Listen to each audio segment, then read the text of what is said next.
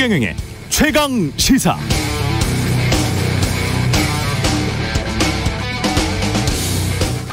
울산에서의 회동이 누군가에게는 그래도 대의 명분을 생각해서 할 역할을 해야겠다는 책임감을 안겨줬다면, 일군의 무리에게는 한번 얼렁뚱땅 마무리됐으니 앞으로는 자신들이 마음대로 하고 다녀도 부담을 느껴서 지적하지 못할 것이라는 잘못된 자신감을 심어준 모양이다.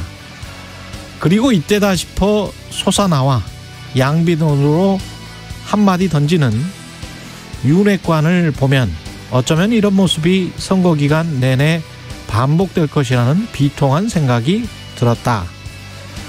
어제 이준석 당대표, 국민의힘 당대표가 선대위의 모든 직책을 내려놓겠다면서 한 말이죠. 정권 교체를 위해서 한 채 흔들림 없이 일체가 될 것.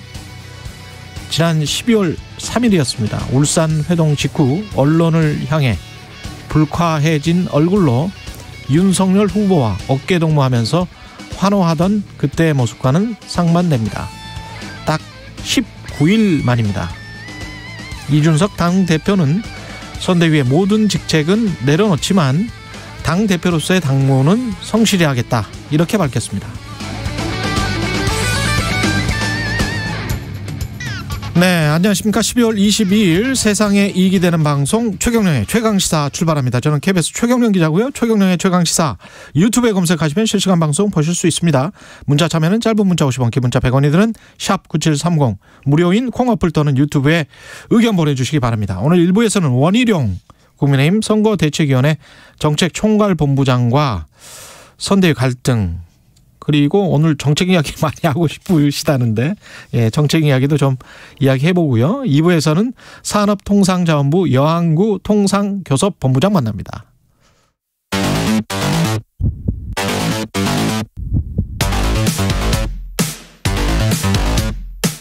오늘 아침 가장 뜨거운 뉴스 언박싱.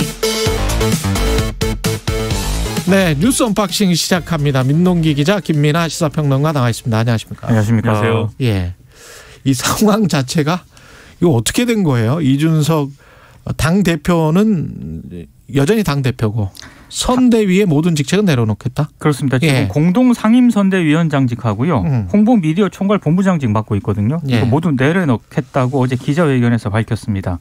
그리고 이제 표면적인 갈등은 조수진 최고위원하고 갈등이 불거진 거잖아요.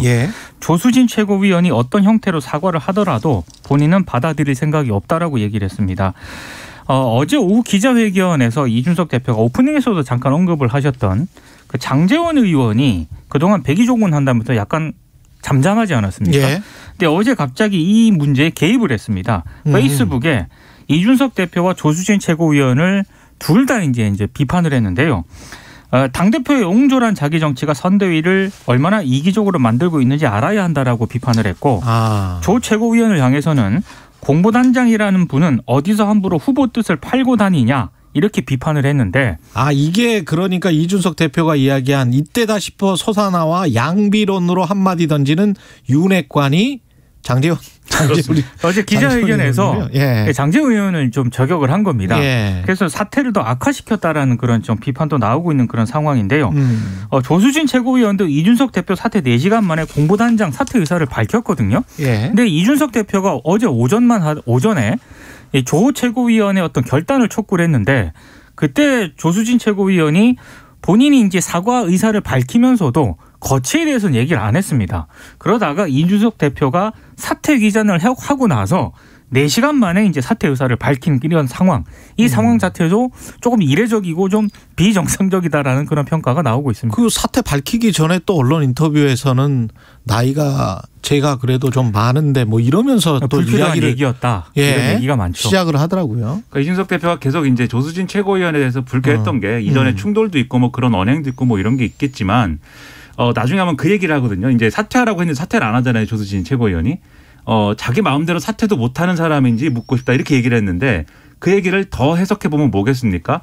조수진 최고위원이 누구의 본인 판단으로 지금 이준석 대표를 들이받고 있는 게 아니고 예. 뭔가 조직적으로 지금 항명하고 있는 거 아니냐라는 인식을 지금 갖고 있는 거예요. 이준석 대표는. 예. 그래서 이제 상황이 여기까지 온 건데. 그 뒤에 윤석열 후보가 있다?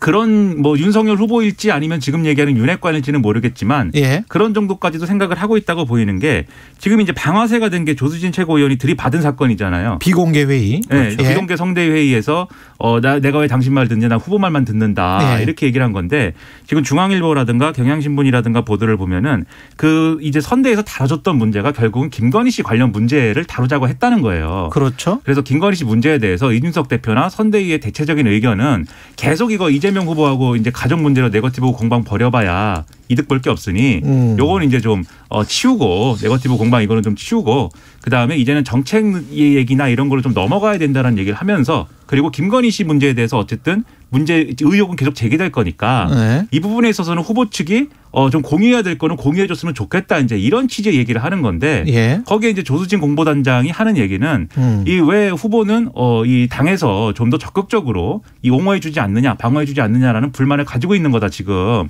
이게 후보의 뜻이다라고 얘기를 하면서 이 교수 출신 의원들 있지 않습니까? 예. 이 교수 출신 의원들이 이렇게 이 기자회견을 하자라고 제안을 했다는 거예요. 무슨 내용이냐면 이게 이 윤석열 후보가 주장한 거 있지 않습니까? 예. 시간 강사나 이런 걸 어떻게 채용하는지 한번 알아봐라. 예. 라고 얘기한 거에 대해서 그런 이력이나 경력에 뭐 이런 꼼꼼하게 오류를 따져가지고 채용하는 방식이 아니다라는 취지의 기자회견을 해야 된다라고 조수진 공보단장이 주장을 했고. 아, 그럼 시간 강사는 이렇게 대충 뭐 이력서 제출해도 괜찮다라고 교수 출신 의원 8명이 성명을 내라. 그렇습니다. 그렇게 요구를 했다고 이제 경향신문이 살짝 보도를 한 거죠. 그래서 그게 관철이 됐거든요, 결국.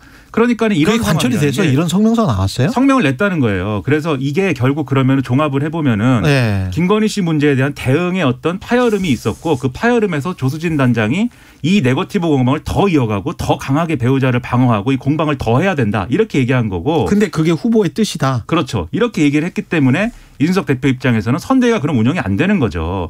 그러면 여기서 중요한 거는 윤석열 후보의 태도입니다. 조수진 이 공보단장이 후보의 뜻이다라고 얘기를 하면서 그런 주장을 한 것이 후보의 뜻이 아니면 당연히 윤석열 후보가 제지에 나서야죠. 내 뜻이 아니다. 그렇죠. 예. 난 그런 얘기 한 적 없는데 왜 그러냐 이렇게 했어야 되는데 아니거든요. 그게 민주주의 아니겠냐라고 하고 그리고 그 다음에 이제 어제도 이 조수진 단장하고 이준석 대표가 좀 이렇게 오해를 풀고 조수진 단장이 사과하면 되지 않겠느냐 뭐 이 정도 얘기를 했기 때문에 윤석열 후보가 이 상황의 심각성을 잘 모른 거 아니냐 이렇게 볼 수밖에 없는 실제로 상황입니다. 맥락을 보면은요. 예. 김건희 씨 관련 의혹이 불거졌을 때 윤석열 후보가 계속 처음에는 해명하고 반박을 했거든요. 그랬죠. 그러다가 나흘 정도 지나서 결국에는 그때 이제 사과를 하는 건데 예. 그런 맥락을 봤을 때 분명히 그 비공개 최고위에서 불거진 그런 갈등 그것도 이제 연장선으로 보면 충분히 이해가 간다는 측면도 있고 그리고 김종인 위원장이 지금 이준석 대표 사퇴 그 회견과 관련해서 본인이 지금 일단 사퇴 수습에 나서는 그런 상황이지 않습니까? 예. 윤석열 후보가 또 어제 그 얘기를 했어요. 김종인 위원장이 일단 후보는 빠져라고 얘기를 했기 때문에 김종인 위원장이 적극적으로 해결사 역할을 지금 하는 그런 모양새인데 예. 이것도 어떻게 보면은 정상적인 상황이라고 볼 수는 없는 거죠. 설사 김종인 위원장이 이렇게 얘기를 했다 하더라도 윤석열 후보가 본인이 직접 나서겠다라고 얘기를 하는 게 지금 온당하다고 보여지거든요. 그러니까 윤석열 후보가 좀 더 이 문제를 적극적으로 이제 해결해야 되고 좀 뭐랄까 심각성을 깨달아야 된다고 저는 생각을 하는 게 이런 논란 자체가 국민들이 볼 때는 윤석열 청와대에서 이런 일이 벌어질 수 있다. 이런 생각을 갖게 할 수가 있어요. 이게 지금 후보의 뜻이다라고 얘기하는 게 조수진 단장뿐만이 아니라 여러 명이 있을 수가 있습니다. 지금. 그렇죠. 후보의 뜻이다. 내 말 들어라. 이렇게 해야 된다. 근데 이게 청와대로 이 무대로 옮겨보면은 이게 그러면 대통령의 뜻이다가 되는 거거든요. 그럴 때는 이제 구중궁궐이 돼버릴 그렇죠. 수가 있습니다. 잘못하면. 다들 대통령의 뜻이다라고 얘기하면서 거기서 생겨나는 어떤 정책적 충돌이라든가 그리고 비리라든가 이런 것들이 발생할 수 있기 때문에 윤석열 후보가 이거 아니다 이렇게 딱 정리를 해줘야 되는데 지금 그러지 못하는 듯한 상황이 연출되고 있어서 그게 첫 번째로 문제고요. 두 번째로 김종인 총괄 선대위원장이 이제 칼을 뽑아서 이 선대위 수술에 이제 들어갈 것이다 이번 기회를 통해서 이준석 대표가 이렇게 됐으니까 그 얘기를 하고 있는데 또 한쪽에서는 박수영 의원이라든가 이런 분들은 SNS에다가 대표와 최고위원도 다 총사퇴해야 된다 이렇게 글을 올리고 있어요. 아, 대표와 최고위원도 다 총사퇴해야 된다? 네. 왜냐하면 조수진 공보단장도 최고위원이고 이준석 대표는 대표니까 그런 주장을 또 하는 것인데 그러면 이제 선대위가 수술에 들어가는 상황에서 서로 책임 소재라든가 그리고 누가 그러면 살아남고 누가 이제 퇴출될 것이냐를 놓고 또 충돌하고 뭐 이럴 수밖에 없는 거거든요. 당분간 계속 싸울 것 같아서 이게 결국은 윤석열 후보가 좀 정리를 하지 않으면은 안 되는 국면이 아닌가 이렇게 생각이 됩니다. 그러니까 김종인 위원장도 명확하게 얘기를 했거든요. 내가 좀 욕을 먹더라도 완강하게 끌고 가는 자세를 앞으로 좀 가질 필요 그렇게 갈 수밖에 없지 않느냐. 그러니까 선대위 역할 조정에 나서겠다는 뜻을 밝혔는데 지금 메모드급의 이 지금 국민의힘 선대위가 과연 김종인 위원장 의지대로 바뀔 수 있을지 요거는 좀 지켜보겠습니다. 그것도 제가 한마디만 덧붙이자면 그것도 윤석열 후보의 의지가 중요한 게 김종인 위원장이 뭐라고 그랬냐면 이미 후보 눈도장 찍어놓은 사람이 많기 때문에 그 사람들을 지금 다 내 마음대로 할 수가 없다라고 얘기를 하는 거거든요.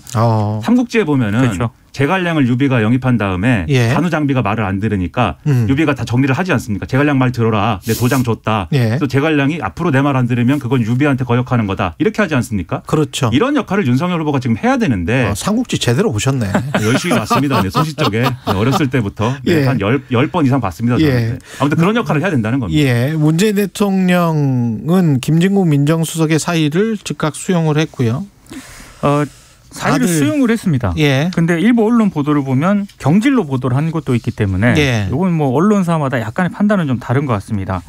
그리고 이제 김진국 수석 아들 같은 경우에는 오랜 기간 치료를 좀 받아 왔다는 점이 또 추가로 좀 드러나고 있거든요. 그러니까요. 그래서 그게 아마 약간의 정상 참작 여지도 있는 것 같은데 그래서 어제 민주당 일부 관계자들이 그 김진국 수석의 형이 쓴 글을 또 SNS 등에 올려가지고요. 이게 이제 그때 이후로 좀 알려진 그런 내용인데 어찌됐든 어제 또 논란이 됐던 것 중에 하나가 박범계 법무부 장관이 또 김진국 민정수석은 투명하다고 확신한다 이런 취지의 글을 올려가지고 좀 논란이 좀 빚어졌습니다. 그래서 민주당 내부는 물론이고 이건 법무부 장관으로서 대단히 그렇죠. 법무부 장관이 그런 SNS를 올릴 필요는 없죠. 굳이 이걸 법무부 장관이 왜 썼는지 모르겠습니다. 아무튼 민주당 내부에서도 좀 비판을 많이 받았고요. 그래서 전격적으로 수용한 배경에는 아무래도 아빠 찬스라든가 불공정 프레임이 또다시 불거질 수도 있다. 이런 판단을 했기 때문에 좀 빠르게 사퇴를 수용한 것으로 보입니다. 그러니까 이게 이 사건의 내막에 대해서는 국민들도 이게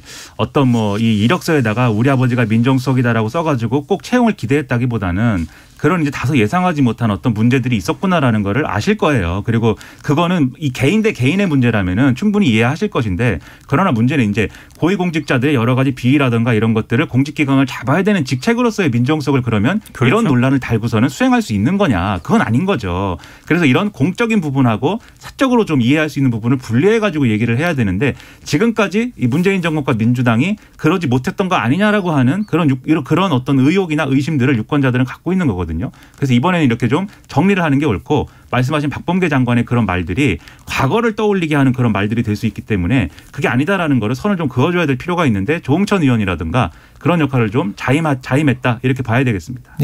이재명 후보는 마이클 샌달 하버드 교수와 공정을 주제로 대담을 했는데 뭐 능력주의 관련해서 비판을 했고 그런 기사는 봤습니다마는 이 사실은 이제 굉장히 좀 추상적인 내용이잖아요. 공정이라는 게.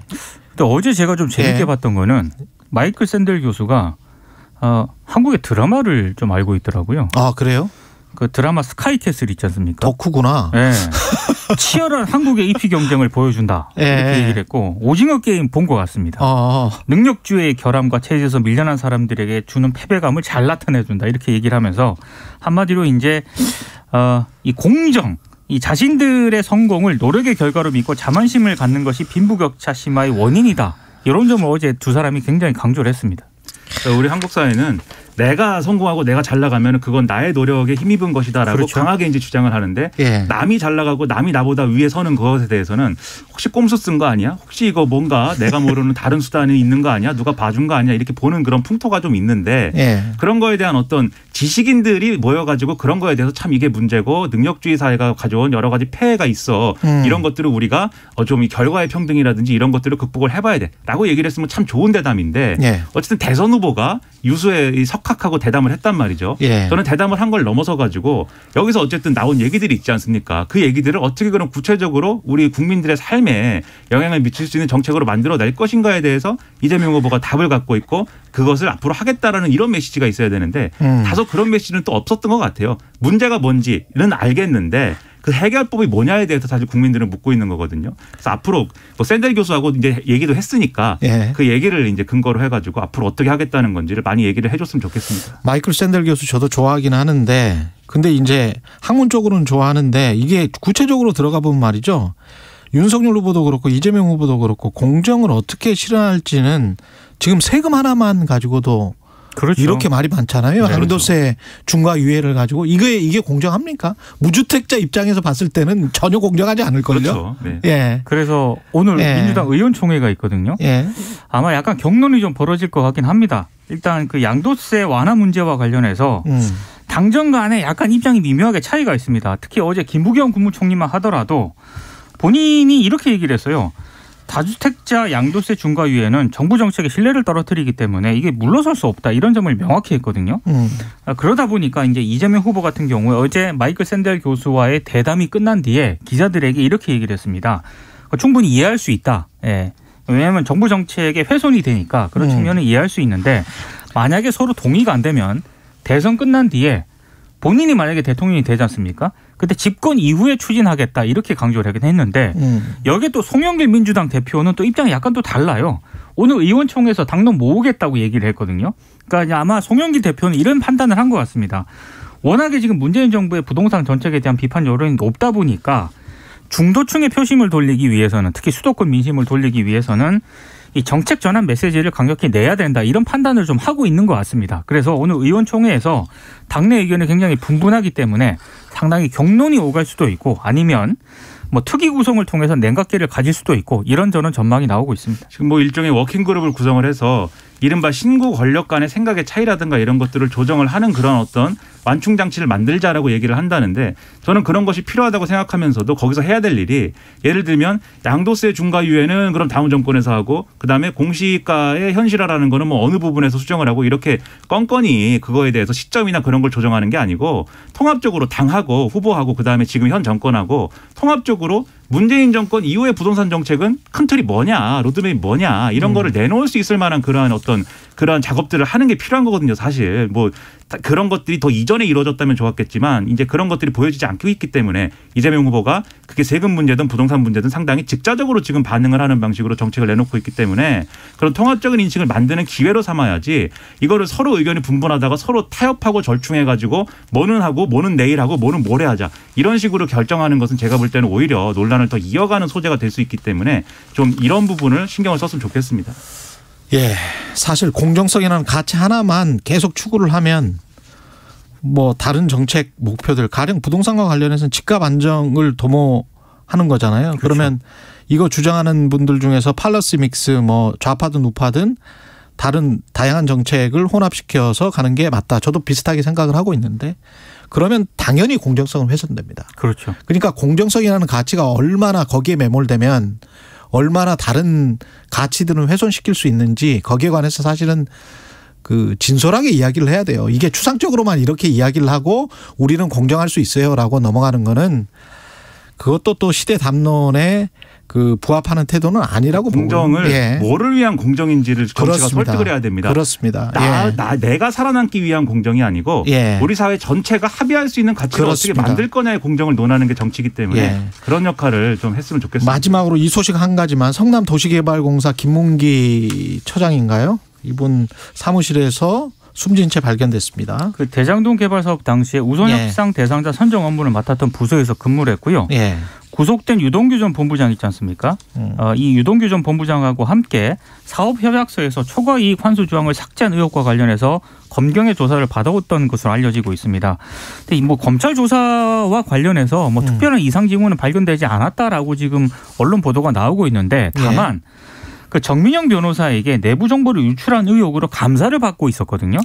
근데 그 결과가 어제 나온 것으로 파악이 됐고요. 예. 그리고 성남도시개발공사가 이 감사 결과 정보 유출 의혹이 사실이라고 판단을 해서 이 김 처장에 대한 중징계라든가 형사 고발을 결정을 했고 이 내용을 오늘 김 처장에게 통보할 예정이었다. 이런 보도가 지금 나오고 있습니다. 이게 지금 문제가 있는 게 이 민간사업자 선정 당시에 심사위원으로 참여했던 분인데 1차 심사위원이 3명이었거든요. 김문기 처장하고 지금 불구속 기소된 정민영 변호사하고 이 스스로 또 비극적인 선택을 한 유한기 전 본부장 이렇게 3명입니다. 한 명은 불구속 기소되고 한 명은 세상을 떠났잖아요.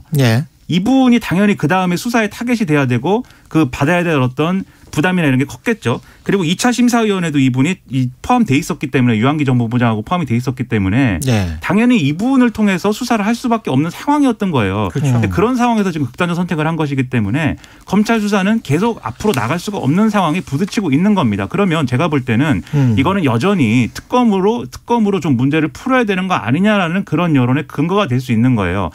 이재명 후보가 특검에 대해서는 계속 이제 동의한다고 했고 윤석열 후보에 관한 어떤 의혹까지 포함해가지고 해야 된다고 주장을 했지만 제가 볼 때는 이제는 한 발 더 나아가야 되고 그러려면 지도부를 설득해야 된다고 봅니다. 특검 협상을 전향적으로 야당하고 실질적으로 시작할 수 있는 시간표라든가 이런 것들을 제시를 해서 실제로 특검에 합의하는 것을 만들어내는 게 지금은 필요한 상황이 아닌가 생각을 합니다. 뉴스 언박싱 민동기 기자 김민하 평론가였습니다. 고맙습니다. KBS 1라디오 최경영의 최강시사 듣고 계신 지금 시각은 7시 41분입니다. 최강시사 출근길 날씨 정보입니다. 아침 기온이 어제 비해서 많이 내려앉았습니다. 아직까지 평년보단 기온이 높긴 해도 영하권으로 떨어진 곳이 많아 아주 춥겠습니다. 당분간 낮 동안에도 쌀쌀하겠고요. 오늘 서울이 영상 7도까지 오르는 등 전국이 6도에서 15도로 어제보다 낮 기온도 좀 떨어지긴 하겠습니다. 금요일까지 쌀쌀하고 또 아침에는 영하권의 기온이 이어지는 곳 많다가 성탄절인 토요일 서울이 영하 10도, 다음 날인 일요일은 영하 14도까지 내려앉습니다. 지면서 성탄절부터 사흘 정도 가장 추울 것으로 예상하고 있고요. 성탄절은 강원 영동과 제주 쪽에 눈이 올 가능성도 있습니다. 오늘 오전 중에 남부지방의 미세먼지 농도 나쁘겠습니다. 지금 서울 기온은 영하 2도입니다. 최강시사 날씨정보 최영우였습니다. 계속해서 이 시각 교통상황 KBS 교통정보센터의 이승미 씨가 정리해드립니다. 네, 이 시각 교통 상황입니다. 영동고속도로 인천 방향으로 반월터널 부근 3차로에 고장난 차량이 있습니다. 출근길이라 여파가 금세 늘었는데요. 부곡나들목부터 7km 구간 정체입니다. 중부고속도로 남이 방향으로는 서청주 부근 1차로에서 사고가 나서 1km 구간 밀리고 있고요. 서울시내 북부간선도로 구리 방향으로 신내나들목 부근 사고 영향으로 원릉분기점부터 신내나들목까지 밀립니다. KBS 교통정보센터였습니다. 오늘 하루 이슈의 중심, 당신의 아침을 책임지는 직격 인터뷰. 여러분은 지금 KBS 1라디오 최경영의 최강시사와 함께하고 계십니다. 네, 국민의힘 선대위 분위기 심상치 않고요. 먼저 어제 오후에 이준석 대표가 선대위 모든 직책 내려놓겠다고 했고 저녁에는 갈등 빚었던 조수진 최고위원도 백의 종군을 표명했습니다. 국민의힘 원희룡 선대위 정책총괄본부장 연결돼 있습니다. 안녕하세요. 네, 안녕하세요. 예, 좀 어려운 시기에 또 전화 연결해 주셔서 감사합니다. 네. 일단 그 상황 자체는 지금 언론 보도를 보면 조수진 공보단장 전 공보단장과 이준석 상임 선대위원장과의 갈등의 이면에 윤석열 후보와 김건희 씨 사건이 있다, 의혹이 있다, 뭐 이렇게 보도가 되고 있는 건데요. 어떻게 보십니까?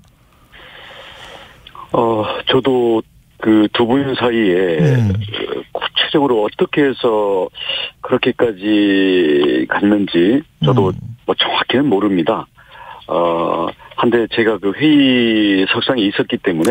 예, 있으셨군요. 예. 우리 이준석 대표께서는 그 언론을 통한 이간질이랄까, 그 당대표라든지 총괄 선대위원장에 대해서 좀 폄하하는 그런 그 언론 이면의 그 작용들에 대해서 좀 공보단에서 적극적으로 대응해 달라 이렇게 얘기를 했고요. 예.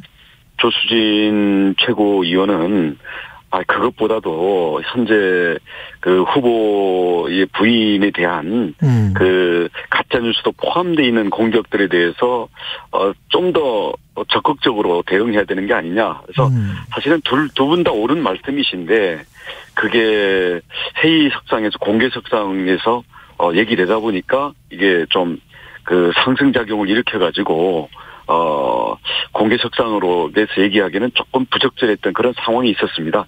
그래서 그 내용은 내용대로 풀어야 되겠고요. 이제 그 선대위가 좀 크다 보니까 서로에 대한 그 바램이나 불만 이런 것들이 나오고 있는 상황인데 이제 잘 풀어나가야죠. 그 조수진 최고위원이 진짜 뭐 후보의 메신저의 역할로서 뭐 교수 출신 의원 8명이 함께 성명을 내야 한다. 후보 아내와 관련한 사과는 온전히 후보 몫이다. 같은 당 의원들이 왜 도와주지 않느냐. 좀 서운하다. 뭐 이런 식의 발언이 실제로 있었습니까? 그리고 그게 후보의 메시지처럼 이렇게 전달이 된 거고 그것과 관련해서 이 경론이 오고 간 겁니까? 회의석상에서는 뭐 제가 그 자리에 있었습니다만은 그렇게 뚜렷이 그 전달될 정도로 얘기됐던 건 같지는 않고 사실 저도 듣고는 있었습니다만은 무슨 말인지 잘 몰랐거든요. 그러니까 무슨 말인지 잘 몰랐는데 그 우리 당 대표께서 이 후보에 대한 그 방어보다 왜 자신에 대한 기사에만 민감하냐 이런 식으로 얘기되다 보니까 또 격앙이 된 그런 상황으로 저는 이해를 했습니다. 자신에 대한 기사에 더 민감하다는 식으로 조수진 최고위원이 공격을 했다고요? 저는 그렇게 들었고요. 그래서 그런 점들은 공개 석상에서 회의에서 할 얘기는 아니잖아요. 그래서 그런 점에 대해서는 수습을 해야 되겠구나. 그런 느낌을 가지고 들었는데 구체적인 내용은 뭐 그렇게까지 명확한 얘기는 아니었던 것 같고 생각이 잘 안 납니다. 생각이 잘 안 나세요? 왜냐하면 그렇게 뚜렷하게 전달되지가 않았기 때문에. 알겠습니다. 좀 난처하신 것 같고 앞으로 그러면 수습 상황은 김종인 총괄선대위원장에게 일임돼 있는 상황은 맞는 거죠? 그거는 제가 직접 들은 게 아니기 때문에 모르겠습니다. 저도 보도를 통해서 그렇게 봤습니다. 그래요?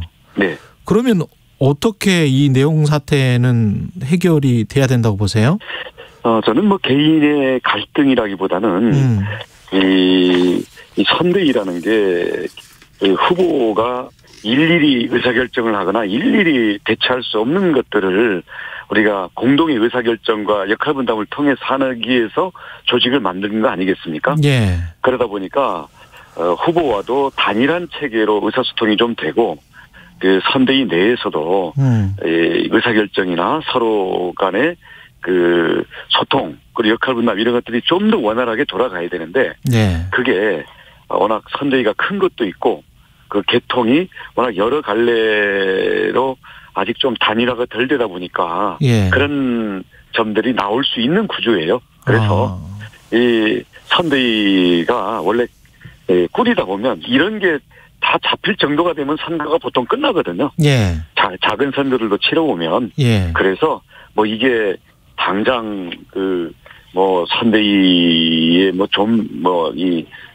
이 존재 자체가 문제될 그런 수준들은 아니고 통상 선대위에 있을 수 있는 이런 건데 앞으로 의사결정과 지휘개통 그리고 역할분담 그리고 서로 간의 소통 방식 이런 점들에 대해서 한 차례 좀 대대적인 정리가 있어야 되는 거는 저도 공감을 합니다.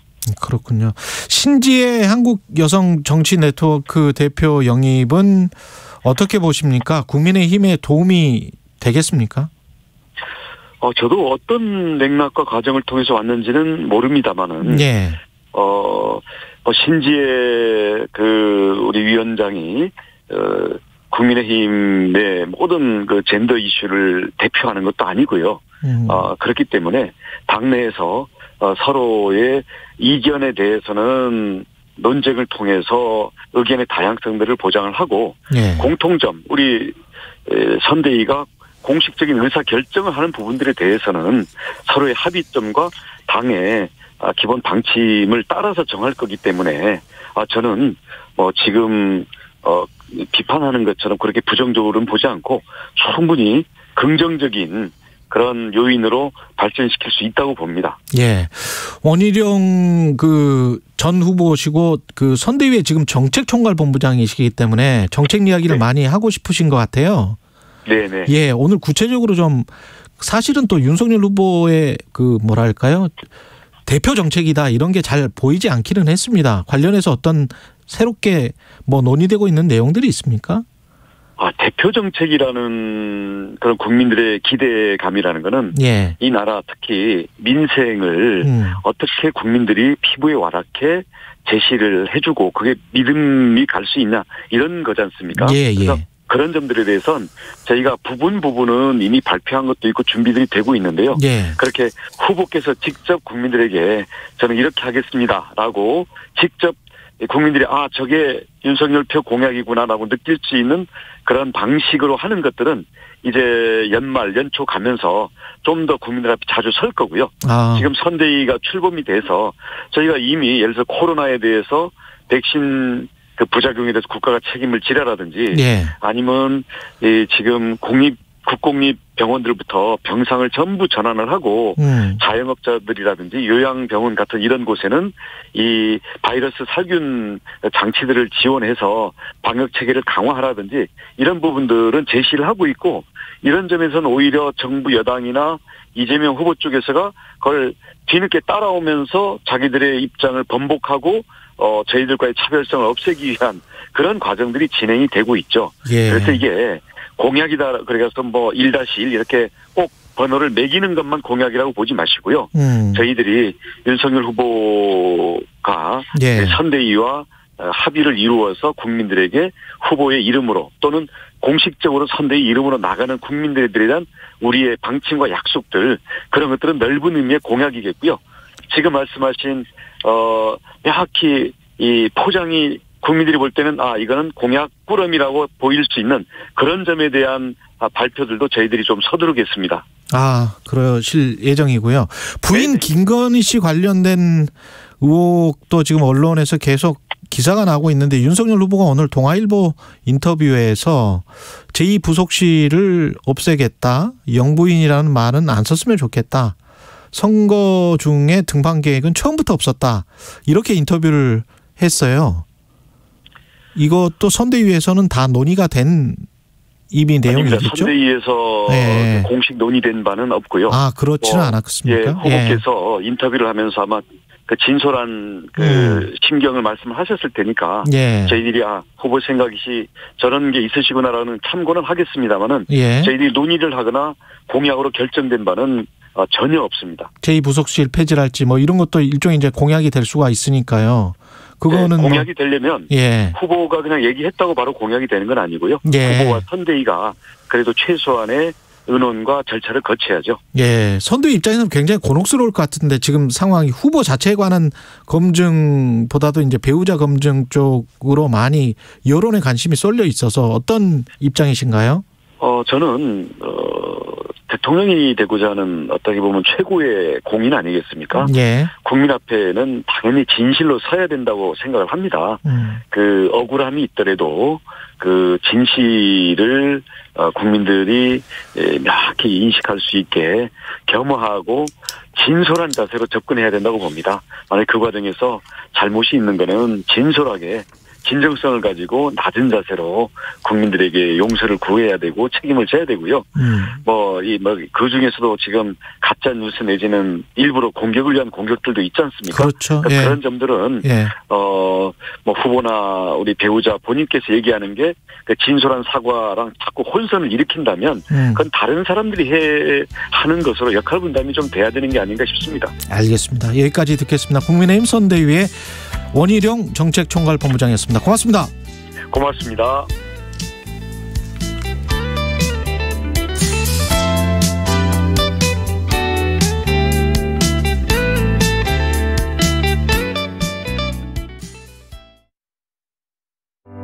안녕하십니까. 행정안전부 장관 전해철입니다. 2022년 자치분권 2.0 시대가 열립니다. 32년 만에 전부 개정된 지방자치법을 바탕으로 주민이 중심이 되는 생활자치가 펼쳐집니다. 주민이 정책 결정에 참여하고 조례도 직접 제안합니다. 중앙과 지방이 함께 중요한 정책을 논의하는 중앙지방협력회의가 출범하고 지방자치단체 간 초강력 협력이 활성화됩니다. 연대와 협력의 지방자치를 바탕으로 중앙과 지방이 상생하는 활력 넘치는 대한민국을 만들겠습니다.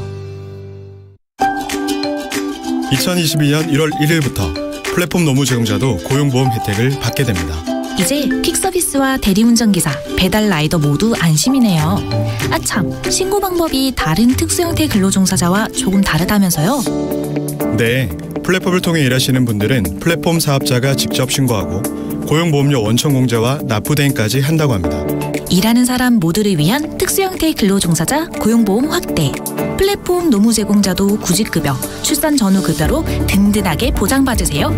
관련 문의는 1588-0075. 이 캠페인은 근로복지공단과 고용노동부가 함께합니다. 여러분, 혹시 눈치채셨나요? 우리 생활 속 다양한 포장재들이 변신을 시작했다는 사실. 포장재의 재활용 용이성을 평가하는 포장재 재질 구조평가제도 시행 후 플라스틱은 확 줄이고 재활용은 더 쉽게, 페트병은 라벨을 떼서 가벼워지고 포장재의 재질은 더욱 단순해집니다. 이제 마트 진열대 곳곳에 숨은 무라벨 페트병과 재활용 최우수 또는 재활용 우수 제품을 찾아 슬기로운 소비 생활에 동참해주세요. 이 캠페인은 한국환경공단과 함께합니다. 연탄을 떼는 어르신들, 연탄이 왔어요 이렇게 들어가면 어르신이 오메 연탄이 왔네요 그러면서 손을 꽉 잡고 아이고 천사가 따로 없네요. 아이고 천사예요 천사예요. 2021 KBS 연중기획 기억을 기록하다. 연탄은행은 우리나라 외환위기 98년도에 실직자와 독거노인 또 노숙인들을 위해서 98년도에 설립이 됐고 그 이후에 연탄은행은 2004년에 설립이 돼서 사랑의 연탄 나눔 운동을 주관하고 있습니다. 우리나라가 이제 외환위기 97년 말에 이제 시작이 돼서 서울역 같은 데서 무료 급식을 기다리는 행렬이 끝이 보이지 않을 정도로 정말 많았던 그때에 그때 연탄 한 격이 장당 300원 하던 시절이었습니다. 아주 작은 돈인데 300원 하는 연탄, 그 연탄이 없어서 냉방에서 지내는 어르신들. 그래서 이런 가정들이 얼마나 될까 조사를 해보니까 그 당시에는 거의 20만 가구 가까이 이렇게 연탄으로 겨울 나는 모습을 보고 정말 충격을 받았습니다. 연탄은행의 허기복 대표는 기억합니다. 쪽방 한 칸의 운기를 위해서 필요한 최소한의 연탄은 하루에 석 장. 한 장에 800원 하는 연탄값 앞에서 한없이 움츠러드는 이웃들이 가까이에 있습니다. 올겨울 긴 추위를 함께 이겨내기 위해 우리 모두의 따뜻한 관심과 적극적인 행동이 필요합니다. 당신과 대한민국의 기억, KBS가 기록합니다.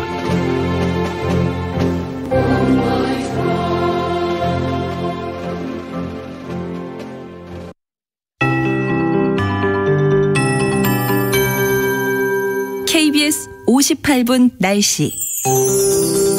밤이 가장 길고 낮이 가장 짧아지는 절기 동지인 오늘 아침 기온이 좀 내려앉았습니다. 어제보다 추워졌고요. 어제 서울은 5도대로 출발해 아침 기온이 상당히 높았습니다. 평년보다 8도 이상 높았는데 오늘은 영하 2도대로 뚝 떨어져서 실제 기온이 워낙 차이가 나기 때문에 체감 온도가 더 낮게 느껴지고요. 따뜻하게 옷차림하시기 바랍니다.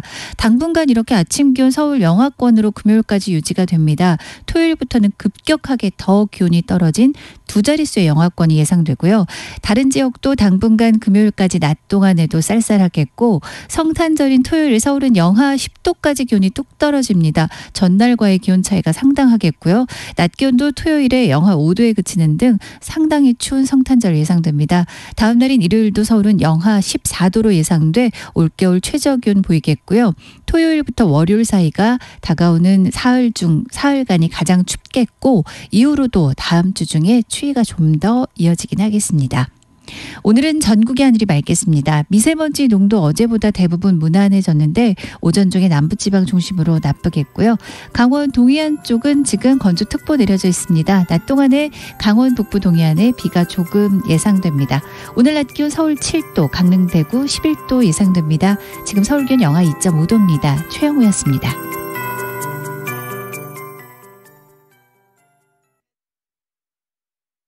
정성을 다하는 국민의 방송 KBS가 8시를 알려드립니다.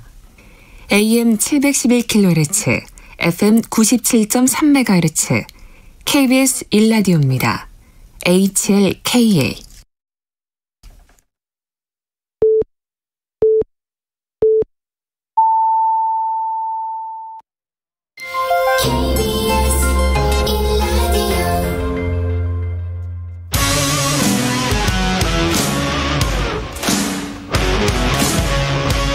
오늘 하루 이슈의 중심 최경영의 최강시사. 네, 우리 정부가 포괄적 점진적 환태평양 경제 동반자 협정 CPTPP라는 이 협정의 가입 의사를 공식화하고 관련 절차를 개시했습니다. 민감하게 얽힌 외교 문제가 좀 있고요. 국내 경제와 산업에 어떤 영향을 미칠지 산업통상자원부의 여항구 통상교섭본부장 직접 나오셨습니다. 안녕하세요. 예, 안녕하십니까. 예. 궁금한 게 많은데 언론에서도 뭐 계속 관심을 갖고 있습니다만은 정작 그 청취자분들, 시청자분들은 잘 모르실 것 같아요. CPTPP 발음도 어렵고 이게 컴프리헨시브 앤 프로그레시브 뭐 이렇게 돼서 포괄적 점진적으로 환태평양 지역, 트랜스퍼시픽 지역에 파트너십을 구축하겠다. 뭐 이거지 않습니까? 예. 그러면 이게 과거에 했던 우리가 다자 FTA와 뭐가 다르고 왜 해야 되는 건지 그것부터 좀 설명을 해 주십시오. 예. 예. 이 환태평 동반자 협정은 이 그 아시아 태평양 지역의 11개국, 예. 일본, 뭐 뉴질랜드, 호주, 캐나다 이게 다 포함해서 가장 높은 수준으로 이렇게 11개국 간의 이런 다자 그 통상 규범을 만든 것입니다. 근데 우리나라는 사실 이때까지 이 FTA의 아주 선진국이었죠. 예. 그래서 주로 양자 FTA를 많이 해왔습니다. 그래서 지금은 57개국과 17개 FTA가 지금 되어 있는데 사실 이렇게 우리가 양자 FTA를 하는 거는 제가 이제 놀이공원으로 비유를 한다라 그러면 예. 놀이공원에 가서 여러 가지 놀이기구를 그냥 개별적으로 다 티켓을 살 수가 있지 않습니까? 근데 이런 그 다자 간의 FTA는 자유이용권을 그냥 자유이용권이네요. 예, 그렇게 보시면 됩니다. 예. 그렇기 때문에 이렇게 역내에 이런 그 가장 높은 수준의 이 통상 규범이 이렇게 만들어질 경우에는 그 안에서 그 기업들이 자유롭게 이렇게 공급망을 형성을 하면서 할 수 있기 때문에 또 우리나라가 이때까지 그 잘해왔던 양자와는 또 다른 차원의 또 좀 굉장히 또 높은 수준의 그거라고 볼 수가 있습니다. 그래서 전략적으로 우리나라가 이제 가입을 하는 것이 중요하다고 판단을 하는 것이고 것입니다. 근데 이게 지금 논의가 되고 고민을 해온 게 꽤 됐어요. 한 7, 8년은 된 것 같은데 예. 그때는 가입 결정을 보류했다가 한 2013년부터 그랬었는데 지금은 해야 되겠다라고 결정한 게 왜 그런 건가요? 예.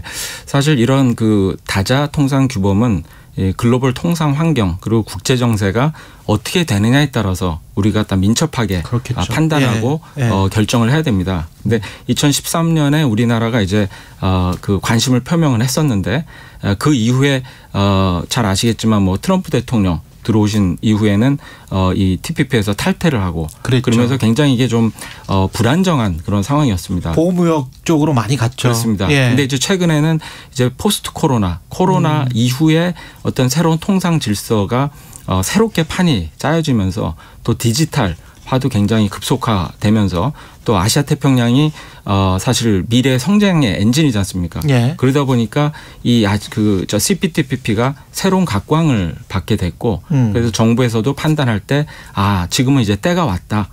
그렇게 판단을 하고 이제 저희도 보다 적극적인 그런 가입을 위한 그런 그 절차를 시작을 하려고 하는 겁니다. 근데 이 CPTPP는 지금 주도하는 나라가 일본으로 제가 알고 있고요. 일본은 이미 이제 가입국이고. 근데 이제 일본이 약간 좀 한국이 들어오는 걸 싫어한다. 뭐 이렇게 지금 언론에는 알려져 있는데 그건 맞습니까? 사실 일본도 11개국의 하나입니다. 물론 가장 경제가 규모가 크다 보니까 이제 목소리가 클 수는 있는데 사실 그리고 언론에서는 이제 한일 관계에 이제 초점을 맞추시는 경향이 있는데 이러한 그 다자 통상 규범은 사실 양자 간의 그 포럼은 아닙니다. 그래서 11개국도 뭐 다 있고 하기 때문에 물론 한 국가가 좀 뭐 소극적이나 뭐 그런 입장은 할 수 있지만 이 전체 의 어떤 그 명분도 있고 그리고 또 이 다자 간의 어떤 건설적인 리더십을 위해서는 서로 협조할 부분은 협조를 해야 되기 때문에 뭐 그렇게 하여튼 뭐 저희는 그 11개국과 계속 지난 8년 동안 공식적 비공식적으로 계속 협의를 해왔고 대부분의 국가들이 한국은 가장 잘 준비돼 있고 또 아시아 태평양에서 가장 기술적으로나 산업적으로나 굉장히 강국이기 때문에 한국이 들어오면 CPTPP가 이제 더 한 차원 더 높게 발전하는데 굉장히 도움이 될 것이다. 그러니까 그런 공통 인식을 가지고 있습니다. 그러면 이게 어느 나라들이 일본 포함해서 어떤 나라들이 지금 돼 있나요? 한태평양에? 예, 지금 호주, 뉴질랜드, 일본, 캐나다, 칠레, 페루 그리고 뭐 베트남, 브루나이 뭐 이런 나라들로 구성이 되어 있습니다. 그러면 우리가 들어가게 되면 우리는 뭐가 혜택이 어떤 산업 쪽은 혜택이 될 것이고 어떤 산업은 또 좀 손해가 날 것 같아서 좀 반대하는 산업이 분명히 있을 것이고요. 이거는 사실 이제 혜택으로 보자면 먼저 이제 수출 증대를 들 수가 있습니다. 그렇겠죠. 사실 올해 우리나라가 거의 지금 6천억 불 수출을 초과하면서 역대 최고의 그 수출 실적을 이 어려운 상황에서도 내지 않았습니까? 그렇죠. 보면 우리 여러 가지 뭐 자동차, 가전, 조선 이런 그 주력 산업도 그렇지만 어떤 새로운 그런 수출 산업이 굉장히 뜨고 있습니다.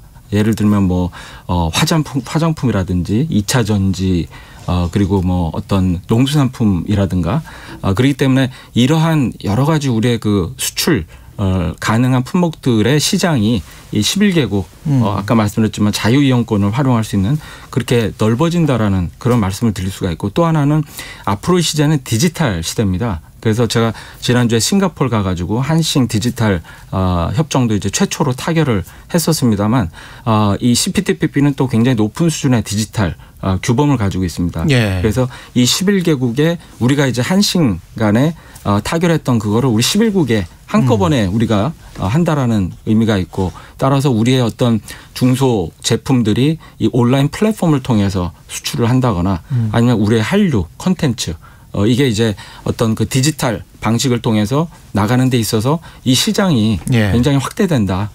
그렇게 이제 보실 수가 있고 그다음에 그 좀 민감한 부분은 뭐 우리 농수산품 이쪽은 사실 저 피해가 우려되는 그런 부분은 사실입니다. 그리고 정부는 그 부분에 대해서 굉장히 무겁게 심각하게 받아들이고 있고 그래서 지금 관계부처들 간에 어떻게 하면 이런 그 피해 산업이나 이제 취약한 계층에 우리가 도와드리고 지원하고 경쟁력 강화를 위해서 도와드릴 수 있을 것인지 그런 부분을 면밀하게 지금 보고 있는 상황입니다. 이거를 하면은 어떻게 되는 건가요? 전부 뭐 노동이랄지 뭐 사람의 교류랄지 상품, 서비스, 금융 이런 것들이 전부 다 그냥 왔다 갔다 할 수 있는 관세 없이 이런 상황입니까? 아니면은 수준이 조금씩 조정이 될 수 있는 그런 겁니까?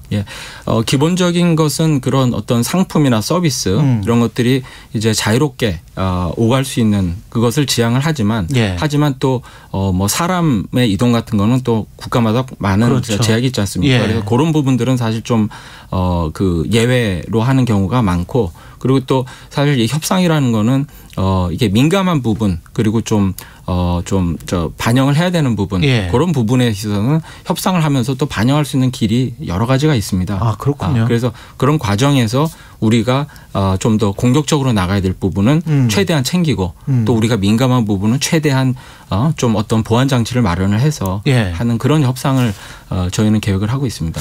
그 일본과 만약에 이제 일본도 포함돼 있으니까요. CPTPP에. 그러면 그때 2003년도에도 일본과 추진하던 FTA가 불발됐었을 때 그때 쟁점도 사실은 이제 자동차 그쪽에 워낙 그 도요타라는 센 기업이 있으니까 뭐 기계 그다음에 우리가 이번에 소재 뭐 좀 당했었잖아요. 18년도에.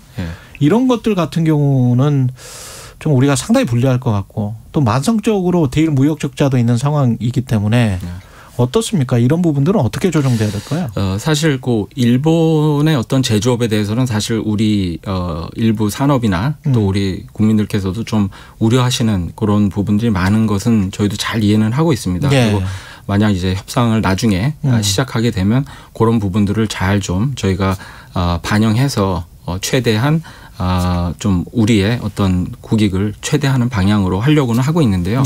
근데 저는 사실 좀 이게 우리가 일본 관계에 있어서 너무 수세적으로 볼 거는 또 아니라고 저는 생각합니다. 우리나라는 이미 충분히 강하고요. 지금 제가 뭐 여러 가지 그 해외 출장 다니면서 보면 지금은 우리나라가 사실 이 반도체라든가 배터리라든지 이런 핵심적인 미래 산업의 명운을 좌우할 수 있는 핵심 산업에 아주 키를 다 쥐고 있거든요.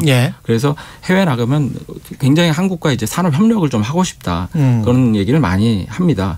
그리고 제가 지난주에 그 싱가포르에서 그 세계적인 투자가 짐 로저스를 만났는데 그분은 머지않아 한국 경제가 일본을 추월할 거다. 그렇게 그분은 뭐 한 10년 전부터 그 말씀을 계속 해왔죠. 그래서 제가 이번에 지금도 그렇게 생각하시냐 그랬더니 지금도 그렇게 생각을 한다라고 하시고 지금도. 최근에 제가 또 이제 신문 보니까 일본에서 그 저 관료 출신의 한 그 저명한 경제학자가 G7에 일본 빼내고 한국을 집어넣어도 자기네들 이제 할 말이 없을 정도로 그 노 교수분이 그렇게 말씀하셨어요. 여러 가지 그 한국 경제 지표나 어떤 전망에 있어서 한국의 산업이나 이 경제가 굉장히 치고 올라오고 있다. 이런 걸 보면 이게 사실 우리 산업이 10년 전 산업과 지금의 경쟁을 보면 진짜 이 굉장히 그 위상이 올라갔거든요. 경쟁력도 강화되고 그래서 이러한 협정은 사실 어떤 미래를 보고 하는 그거고요. 그래서 저는 우리가 소부장의 어떤 그런 위기를 어떤 기회로 슬기롭게 잘 전환시켜 나갔듯이 이러한 협정을 통해서도 우리 경쟁력을 더 강화하는 방향으로 하고 이렇게만 CPTP가 되면 오히려 이제 일본 기업들이 더 한국에 많이 투자를 하고 이런 식으로 저는 이 기회로 될 것이라고 저는 생각을 합니다. 이게 가입 절차는 어떻게 되나요? 만장일치가 되어야 되는 겁니까? 만장일치입니다. 그러면은 지금 말씀하신 뉘앙스를 들어보면 일본이 꼭 찬성을 해야 되는 거군요, 이게. 그렇습니다. 그럼 일본을 설득하는 게 굉장히 중요할 것 같은데 혹시 다른 외교적인 문제, 이런 경제 무역과 관련된 문제가 아니고 정치적인 문제, 특히 역사적인 문제를 걸고 넘어질 가능성 있습니까? 위안부 문제랄지 무슨 관련돼서 우리가 그 노동자들 강제 노역했었던 문제랄지 뭐 이런 것들 있지 않습니까? 저희 입장은 경제 이슈랑 그러한 비경제 이슈는 분리해서 해야 된다라고 저희는 생각을 하고 있습니다.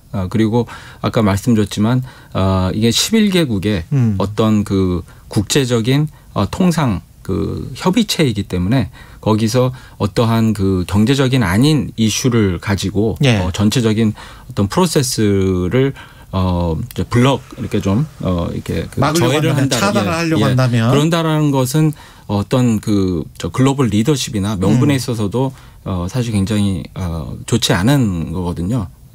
근데 일본이 만약에 전략적으로 후쿠시마 수산물 같은 경우는 경제적인 문제이기 때문에 후쿠시마 수산물을 상징적으로라도 수입해 달라. 그러면 전향적으로 검토해 보겠다. 이렇게 나올 수도 있지 않습니까? 그렇게는 저희는 그렇게 할 수는 없고요. 그렇게는 할 수는 없고. 그러한 후쿠시마 수산물은 뭐 경제 이슈라기보다 경제 이슈기도 하지만 그래도 국민의 건강과 안전에 관련된 이슈지 않습니까? 그래서 그런 부분들은 저희도 단호하게 대처해 나가려고 합니다. 그다음에 지난해 그 알셉 또 우리가 서명을 했었죠. 예. 예. 알셉 할 때도 이거는 이제 중국이 들어가 있었단 말이죠. 예. 그러면서 이제 어떤 미중 사이에서 우리가 균형을 잃는 게 아닌가 그런 걱정도 있었고 이거 뭐 미국이 워낙 근데 트럼프 대통령이 말씀하셨던 것처럼 전 대통령이 보호무역을 했기 때문에 우리는 뭐 어쩔 수 없이 가입한 측면이 있습니다만은 미국은 또 다른 거 한다고 하는 거 아닙니까 또 지금 바이든 대통령이? 예, 그게 사실 좀 정확하게 제가 말씀을 드리고 싶은데요. 알셉은 아세안 10개국이 주도를 한 것이고 알셉에는 우리 그 신남방 정책 차원에서도 들어가는 것이 우리의 국익에 가장 부합한 것이라고 저희는 판단을 하고 있습니다. 왜냐하면 알셉이라는 국가는 지금 전 세계 인구의 30%, 전 세계 GDP의 30%를 차지하는 그런 거대한 경제군이고 특히 아세안이나 인도는 빠져 있습니다만 아세안을 보면 그 평균 연령이 거의 뭐 20대 후반 30대 초반으로 굉장히 젊고 중산층도 굉장히 크게 성장을 하고 있고 그래서 우리 기업들이 앞으로 진출하는데 굉장히 큰 시장이 될 수 있는 그겁니다. 그래서 그런 차원에서 우리가 적극적으로 이제 들어간 것이고 그리고 지금 또 말씀하신 미국에서 최근에 뭐 인테 IPEF입니다. 인테 경제 프레임워크라는 그런 것을 가지고 있고 지난 11월 달에 그 USTR의 캐서린 타이 대표가 한국에 왔을 때도 그런 부분에 대해서도 논의를 했습니다. 근데 이제 미국은 아직 그 구상 단계이기 때문에 아직 굉장히 어떤 그 구체적인 그런 내용이 아직 나오지는 않은 상태지만 지금 아시아 태평양 지역의 많은 국가들이 긍정적인 그런 반응을 보이면서 그 또 어떤 새로운 그런 형태의 경제 협력체로 이제 발전시키려고 하는 그런 단계입니다. 예. 이 IPEF 이거가 I가 앞에 들어가 있으니까 이게 인도거든요. 퍼시픽, 인도 퍼시픽 이렇게 나가는 거잖아요. 맞습니다. 인디아 퍼시픽. 이 인도 태평양 경제 프레임워크면 인도는 이제 미국이 전략적으로 중국에 대항하기 위해서 인도를 자꾸 키우려고 하지 않습니까? 지금 말씀하시는 거 들어보면 알셉도 가입했고 뭐 CPTPP 만약에 IPEF가 나오면 그것도 우리는 가입하는 그런 수준입니까? 그러면 있는 대로 우리는 가입을 해야 된다.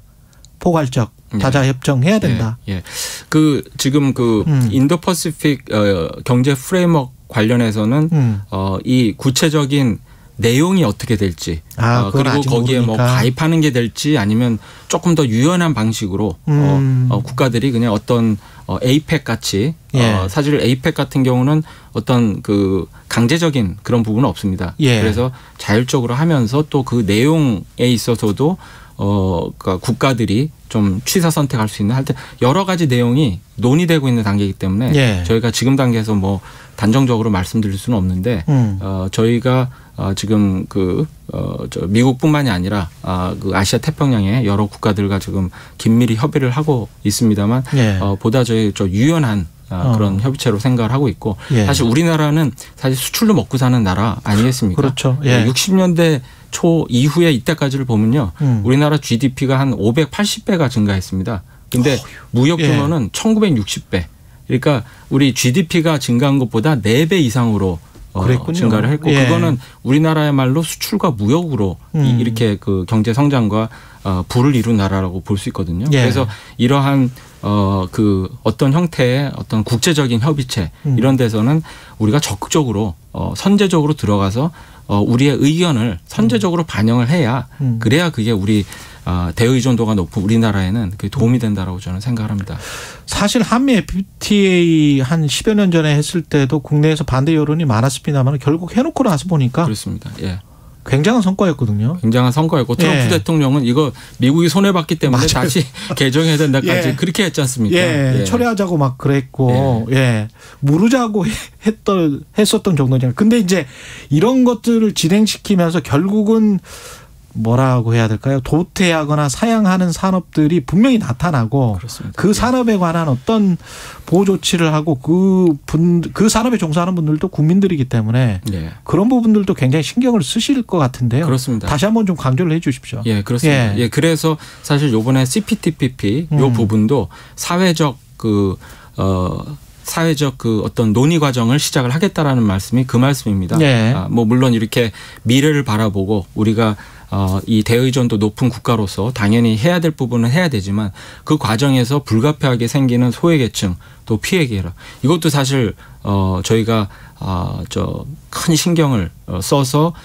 그에 합당한 대응책을 마련하고 또 경쟁을 더 강화할 수 있는 그런 방안을 마련을 해놓고 해야 그래야 이제 사회적으로도 또 합의가 이루어질 수 있다라고 생각합니다. 그래서 그 과정을 지금 굉장히 치밀하게 그리고 면밀하게 지금 해나가고 있습니다. CPTPP 만약에 가입이 된다면 일정이 어느 정도나 될까요? 어떻게 예상을 하세요? 그 일정은 사실 저희가 지금 예단할 수 없습니다. 그 11개국이 같이 하는 것이고 그리고 이 협상을 하게 되면 이 11개국 전체로도 하지만 또 개별국과도 이게 그렇겠죠. 해야 되기 때문에 우리가 이때까지 그 양자 간의 협상한 거와는 굉장히 추이가 달라지고 시간이 또 길어질 수도 있고 뭐 짧을 수도 있고 그리고 뭐 하지만 그 하여간에 새로운 차원의 어떤 통상 협상이라고 저희는 생각하고 있습니다. 이건 뭐 정부가 바뀌더라도 국익을 위한 거니까 할 거는 계속 이제 할 수밖에 없을 것 같습니다. 그렇습니다. 이거는 사실 우리나라가 8년 동안 어떤 그 정부의 바뀜을 떠나가지고 8년 동안 차분하게 그리고 철저하게 준비를 해온 것이고요. 앞으로도 이런 통상에 관련한 그런 이슈는 사실 국익을 가장 보다 우선순위에 미래와 미래와 또 국익을 가장 우선순위에 놓고 그렇게 대응을 해야 된다고 생각합니다. 알겠습니다. 여기까지 시간이 다 됐습니다. 말씀 감사하고요. 산업자원통상부의 여항구 통상교섭본부장님이었습니다. 고맙습니다. 예, 감사합니다. 예. 공정, 공익, 그리고 균형. 한 발짝 더 들어간다.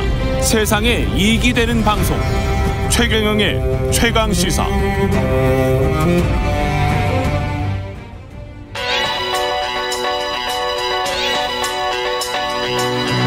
최강시사. 박대기의 눈.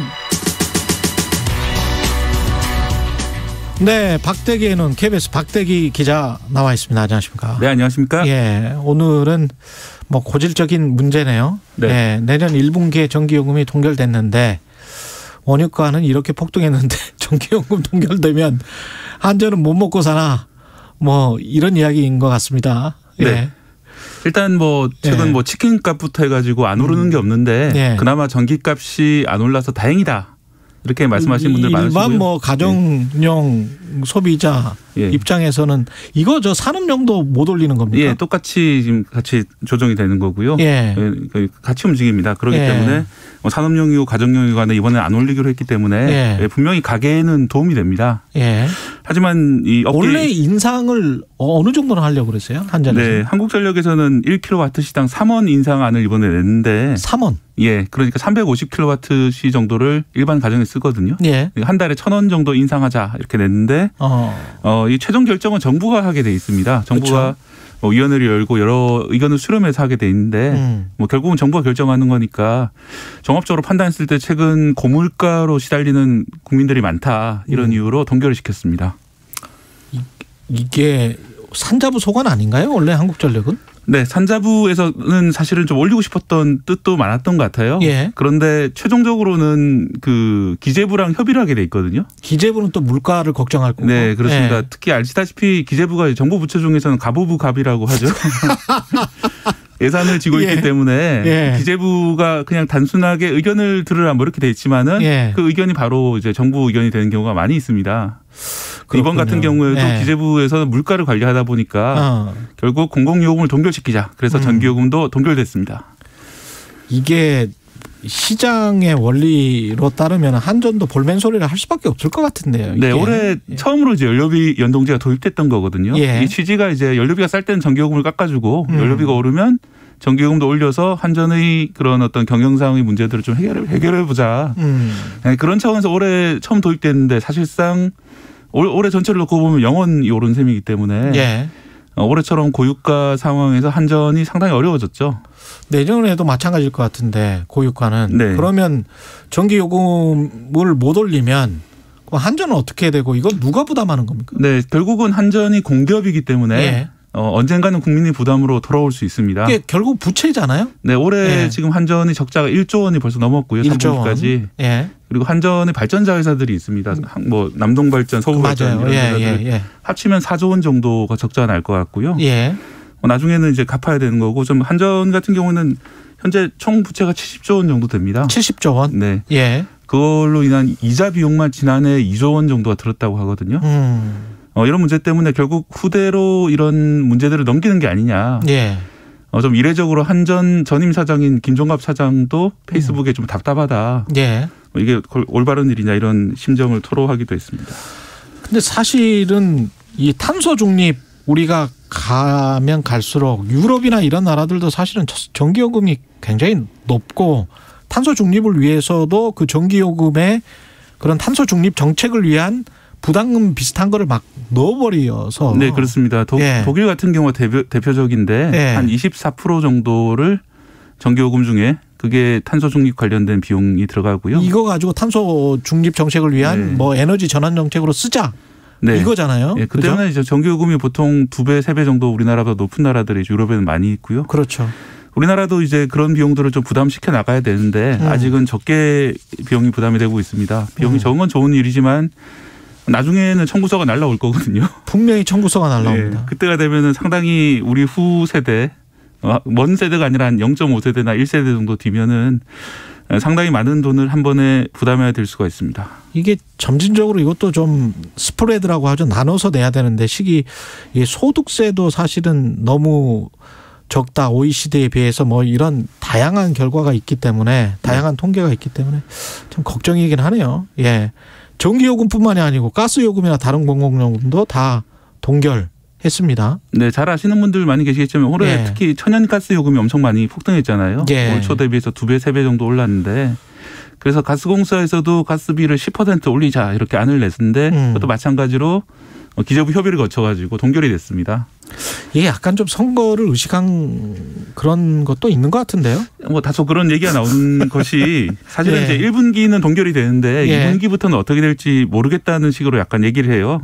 기재부 쪽에서 나온 얘기를 들어보면은 내년 1분기가 사실 물가 인상의 고비이기 때문에 1분기를 넘기고 나서 그 뒤로 좀 분산을 해서 올리자 이런 발언을 했거든요. 일단은 시간을 벌자. 네, 그렇다면은 아마 2분기에 다시 이 여러 가지 요금들에 대한 인상 논의가 다시 나올 것 같습니다. 그러면 훨씬 더 요금 뭐랄까요, 인플레이션 압박이 더 심해질 수가 있겠습니다. 2분기 이후에는 공공요금까지 오른다면. 근데 주주들 입장에서는 한국전력이랄지 한국가스공사 같은 경우는 지금 상장돼 있죠. 네, 그렇습니다. 그럼 주주들 입장에서는 좀 진짜 불편하겠습니다. 그렇죠. 근데 다만 이런 점은 있습니다. 몇 년 전에는 그 에너지 요금이 쌌을 때 한전에서 상당히 많은 이익을 냈었거든요. 그 엄청났죠. 그런 것이 왔다 갔다 하기 때문에 결국은 원유값과 관련돼 있죠. 그렇습니다. 그런데 올해 같은 경우에는 이런 것들이 사실 주가에 많이 반영이 돼 있습니다. 결국은 우리나라 같은 경우에는 정부가 최종적으로 결정한다는 걸 알고 있기 때문에. 그렇죠. 다만 이제 이런 사실을 모르고 투자하셨던 분들이 상당히 좀 억울한 그런 심정이실 것 같습니다. 이거는 이제 기본적으로는 아셔야 돼요. 한국전력의 주가는 원유, 그 다음에 정부의 공공요금 정책에 크게 좌우되고 있습니다. 물가는 어떻게 될 것 같습니까? 일단 이제 물가가 최근에 오르고 있잖아요. 다들 알고 계실 텐데 중고차 가격이 대표적입니다. 중고차 가격은 정부가 통제를 안 하기 때문에 일단 올라가고 있는 상황인데 이게 일시적인 것인지 아니면 중장기적인 것인지 이야기가 많이 나오거든요. 알겠습니다. 여기까지 듣겠습니다. 말씀 감사하고요. 박대기의 눈 KBS 박대기 기자였습니다. 네, 감사합니다.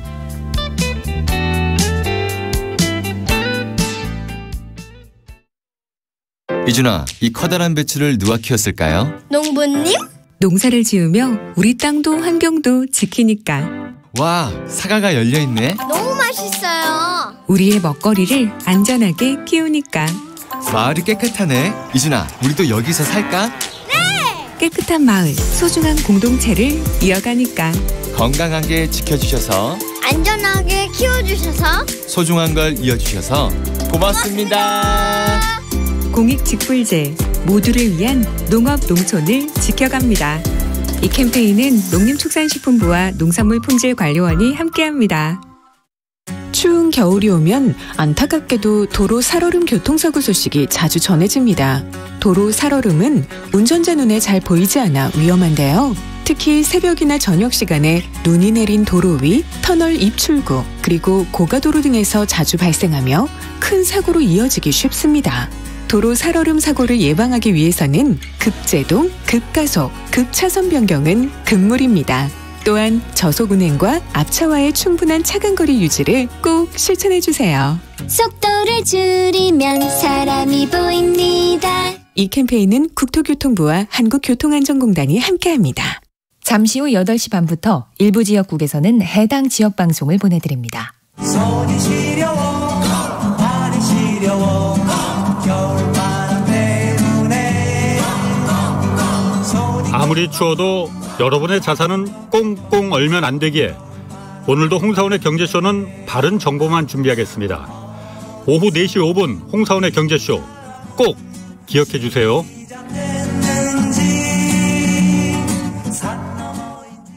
터질 것 같은 내 십자가 날 미치게 만들 것 같았지만 난 이제 깨달았어. 주진우 라이브가 있다는 것을. 지친 하루 집에 오는 게 매일 오후 5시 5분 KBS 1라디오 주진우 라이브. 지금 시각은 8시 30분입니다. KBS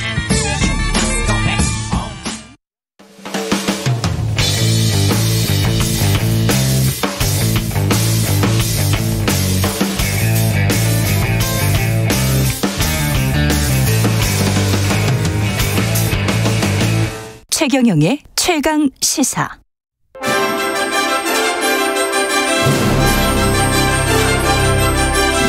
최강 시사 선정 2021년의 인물 핫 20.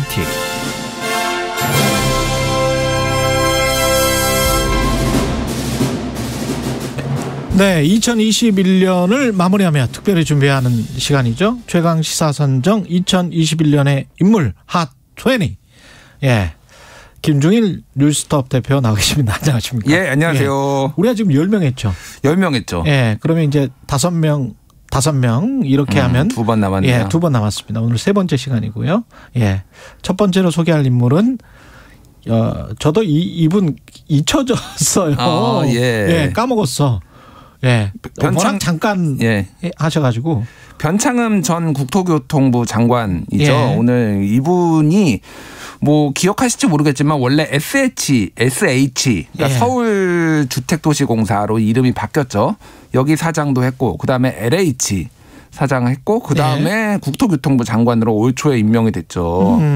그러니까 뭐 이 국토교통과 뭐 이런 건설에 대해서는 진짜 잔뼈가 굵고 굉장히 그 학자예요. 원래 학자고 그 전에 또 시민단체 활동도 하셨던. 맞아요. 예. 그리고 예전에 김수현 전 청와대 정책실장하고 굉장히 가까운 사이, 가치를 공유하는 건데 뭐 이분이 올해 선정된 이유는 이분이 국토교통부 장관을 할 때 이제 LH 사태가 이제 터졌죠. 맞습니다. 근데 그게 전직 LH 사장이었잖아요. 그렇죠. 이게 이제 직격탄을 맞았습니다. 일파만파가 된 거죠. 지금 정치권에까지 영향을 지금 주고 있는데 재보궐선거에도 직접적 영향을 미친 거죠. 그렇죠. 뭐 압승을 했죠. 국민의힘이. 이게 이제 2월 말 3월 2일인가로 기억하는데 그때 터졌을 겁니다. 이게 2월인가 3월인가 제가 헷갈린다. 이거 어쨌든 올해 그렇죠. 그때 터졌을 때 이제 이거가 여론이 민심이 급격하게 안 좋아졌죠. 부동산 급등한 것도 못 참겠는데 누군가 해먹었다. 이거에 대해서 그것도 공기업에서 해먹었다.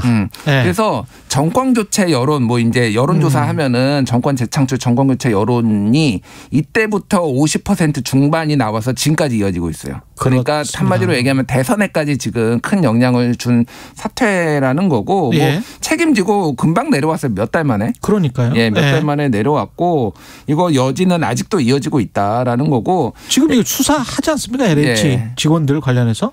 뭐 대부분 무죄 나왔어요. 상당수가 뭐 한두 명이 아니라서 제가 다 설명드릴 수 없는데 일부는 이를테면은 내부 정보 이용해서 투기 의혹이 있었다라고 하는데 범죄가 이걸로 인해서 그 직접적인 인과관계가 있는지 확인이 안 됐다. 내부 정보인지 아닌지를 확인하기가 힘듭니다, 사실은. 예. 그 예. 전부터 뭐 이제 땅을 매입한 부분도 맞아요. 있고 막 예. 그러다 보니까 그래서 역시 이것도 용두사입니다. 이게 이렇게 되면은 또 이게 이제 국민들은 분노가 있거든요. 뭐 이런 것까지 해서 아직도 진행형이다 이렇게 볼 수 있겠습니다. 예. 이 참 부동산 땅 이 문제는 한국사 한 50년 앞으로도 한 10년이나 20년 정도 더 영향을 미칠 수도 있을 것 같습니다. 그럴 것 같습니다. 예. 고 손정민 씨가 두 번째 인물인데. 예. 예. 그 손정민 씨 뭐 그 중앙대 의대생이었고 예.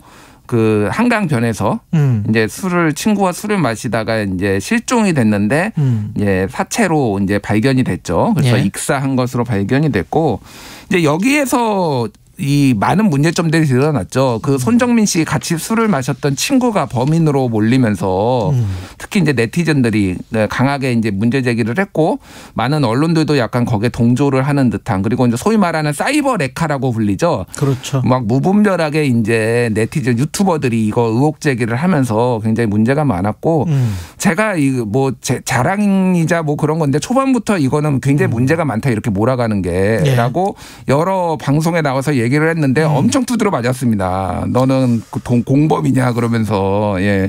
최경영의 최강시사에서는 관련해서 한 발짝 떨어져 있으면서 상황을 냉철히 보며 이 손정민 씨의 부친 인터뷰랄지 이 굉장히 좀 자극적으로 지금 선정적으로 묘사도 됐었고 이게 너무 심한 언론의 행태가 아닌가라고 오히려 비판을 한 기억이 있습니다. 예. 그래서 잘하셨어요, 일단. 예. 박수 쳐드리고요. 예. 서로 칭찬해주는 이 분위기. 예. 최근에는 뭐 이제 손정민 씨 지하철 광고도 크게 얼굴을 넣고 들어가가지고 이게 뭐 왜 이런 걸 하느냐, 뭐 이제 뭐 그런 얘기도 있었고, 그리고 이제 그 손정민 씨 친구에 대해서 네티즌들이 이제 악플을 다루는 사람들이 이 손정민 씨 친구가 고소를 해가지고 지금 경찰에서 사건 검토하고 있고 아직도 지금 진실을 밝혀라 약간 옛날에 타진요 같이 뭐 이렇게 좀 그러니까 못 믿겠다 이런 분들이 아직도 있어요. 그래서 여론이란 것을 우리가 어떻게 보고 언론은 어떻게 해야 되는지 많은 숙제를 남긴 사건이었습니다. 예. 세 번째 인물은 두구두구 곽상도 전 의원 되겠습니다. 50억 클럽에 이제서 50억을 받은 유일하게 현재까지는 받은 것으로 확인된 곽상도 전 의원이었죠. 뭐 이분을 중심으로 해서 굉장히 많은 일들이 있었는데 일단 그 어제 그 사퇴한 조수진 공보단장 기억하실지 모르겠지만은 그 이준석 대표가 제명하는 거 최고위원회에서 논의한다고 하니까 조수진 의원이 그때 반발해가지고 그때 한번 붙었어요 이미. 기억하시죠? 맞다. 나 안 가겠다. 뭐 갑자기 불러서 이렇게 어떻게 하느냐 그러면서 그때 한번 곽상도 의원을 제명하는 그 건 가지고 한번 붙었었군요. 그걸로 한번 이미 붙었고 그런 것들이 지금 여기까지 온 거 그런 영향도 있고 뭐 지금 오늘 김문기 개발 1처장 뭐 사망 소식도 있는데 이 관련자들이 계속 지금 사망하거나 뭐 이런 상황이에요. 그래서 50억 클럽 같은 경우에는 지금 질이 멸렬하다 조사가. 곽상도 같은 경우에는 구속영장 일단 기각됐고 나머지는 지금 뭐 증거 부족으로 지금 제대로 진척이 안 되고 있어요. 그리고 뭐 나머지 이제 뭐 김만배, 유동규, 정영학, 남욱 이런 사람들은 지금 재판을 받고 있는데 어디까지 이게 소위 말하는 윗선이 더 이제 나올지 그것도 의문이에요. 그래서 이것도 지금 현재 진행형이죠, 사실은. 사실은 우리가 이제 인물을 중심으로 보면서 구조적인 문제도 봐야 되는데 LH 투기 사태, 직원들의 투기 사태도 그렇고 대장동 의혹도 그렇고 사실은 개발이 민간이 어느 정도나 가져가야 되느냐. 관이 인허가를 해 주는 건데 임야를 사가지고 이 문제 정말 이게 심각한 문제거든요.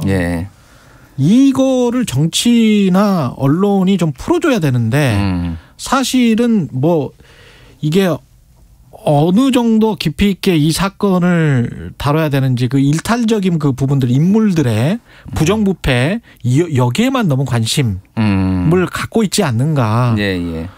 그렇게 되면 나중에 똑같은 이 문제가 계속 불거질 텐데 저는 그 부분이 좀 참 못마땅하긴 합니다. 예. 사회적 합의가 필요한 것 같기는 해요. 왜냐하면 개발 이익을 환수해야 된다라는 뭐 여론도 있고 법도 나왔는데 법이 이미 그리고 사실은 개발 이익 환수 지금 현재 기존 법도 한 25% 환수되게 돼 있어요. 25%를 50%로 올려야 된다. 그렇죠. 이런 뭐 것도 있는데. 뭐 기업들도 리스크를 짊어지는 거고 들어오는 거고 어떻게 이제 이거를 어디까지로 봐야 되느냐 이런 사회적 좀 합의가 좀 필요한 부분이긴 합니다. 그래서 어쨌든 전체적으로 보면은 이게 이재명 후보한테 상당히 곽상도 의원이긴 하지만은 타격은 이재명 후보가 많이 받았다. 뭐 이렇게 돈은 국민의힘이 받았는데 타격은 뭐 이재명 후보가 받았다. 뭐 이런 여론도 있고 그래요. 박병식님. 이 이런 문자 주셨는데 대한민국이 글로벌 경제에 편입된 상황에서 부동산을 국내 경제로 푼다는 게 참 어렵다고 생각됩니다. 너무 정확한 지적이십니다. 100% 동의하는데요.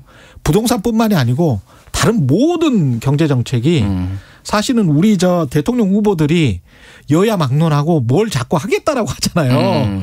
뭘 짓겠다고 하고 일자리를 만들겠다고 하는데 이게 국가 사회주의도 아니고 말이죠. 할 수 있는 게 많지 않습니다. 바이든 대통령도 잘 못합니다. 미국 바이든 대통령도. 뭐 아무래도 여전히 좀 백마탄 왕자가 와서 리더가 한 큐에 다 해결하는 걸 원하시는 분들이 많은데 그렇게 사회가 녹록하지 않고 이제 너무 경제 규모도 커지고 복잡해졌죠. 한국 사회가. 여기 자본주의거든요. 이 말씀을 계속 드리고 싶어요. 집권하면 또 우리 자유시장 경제, 정글 자본주의 어쩔 수 없어 이 논리가 또 나올 겁니다. 선거 직전에 한 6개월 동안만 국가 사회주의인 것처럼 모든 사람들이 다 퍼주는 것처럼 이렇게 이야기를 하다가 이건 아닌 것 같아요. 항상 그 안에서 타협하면서 우리가 살아왔잖아요. 직접 나가서 좀 정치를 해보시죠. 지금 최경영 같은 사람이 필요합니다. 이런 건전한 상식을 가진 사람이. 언론에서 제가 계속 만 하는 걸로. 근데 또 이제 그 타협하려면 또 얼마나 그분들은 또 괴롭겠어요. 그 타협을 잘 시킬 수 있는 메르켈 총리 같은 분이 나왔으면 좋겠습니다. 네 번째로 소개할 인물은 국민의힘 윤석열 후보인데요. 화제 인물은 확실히 넘버원이지 않을까 싶어요. 올해 화제 사실 인물은. 이분은 올해 인물이 아니라 한 4년 동안 올해 인물이었던 걸로. 계속 올해 그 파트너가 좀 바뀌었다. 그게 조국이었다가 추미애였다가 이제 체인징 파트너. 파트너는 바뀌면서 지금은 이제 이재명이 됐죠. 파트너가.